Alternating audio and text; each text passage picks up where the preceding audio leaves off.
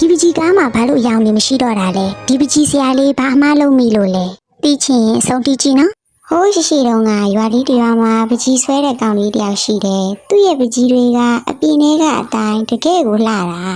ဒါပေမဲ့သူကအယမ်းမာနကြီးတာကွာငါလောက်တော်တဲ့လူဒီကဘာပေါ်မှာမရှိဘူးငါလက်ချောင်းလေးတွေကမှတကယ်အစွမ်းထက်ဆုံးလို့ကြွားနေတတ်တယ်တနေ့မှာတော့ထူးဆန်းတဲ့ဖြစ်ပျက်တစ်ခုဖြစ်ခဲ့တယ်။သူဆွဲနေတဲ့ပကြီးကားတွေကအယောင်တွေဟာခဏနေရင်ဝှက်ခနဲ့ပျောက်သွားတယ်။အနီရောင်ချဲလဲပျောက်သွားတယ်။အပြာရောင်ချဲလဲဖြူရော့ဖြစ်သွားတယ်။သူဘလောက်ပဲထက်ခ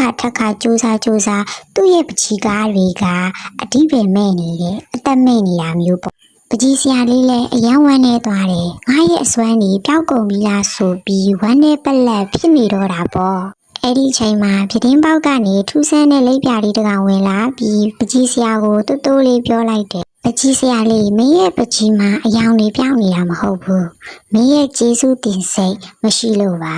မင်းကတဘာဝတရားကပေးတဲ့အယောင်တွေကိုသုံးပြီးအဲ့ဒီအပင်ပန်းတွေနဲ့နေမင်းကြီးတွေကိုကျေးဇူးတင်ဘုံမင်းနေလို့တဲ့ဆရာလေးကချက်ချင်းပဲအပြင်ကိုပြေးထွက်ကြည့်လိုက်တယ်အရင်ကဆိုရင်ဒီပန်းပင်ကငါဆွဲဖို့ပဲလို့တွေးခဲ့ပြီးမဲ့အခုတော့လှပတဲ့အယောင်တွေကိုပေးတဲ့အတွက်ကျေးဇူးပါပဲလို့နှိတ်ချစွာရေရွတ်လိုက်တယ်အဲ့ဒီချိန်မှာပဲအံ့ဩစရာကောင်းလိုက်တာကလေးတို့ရဲ့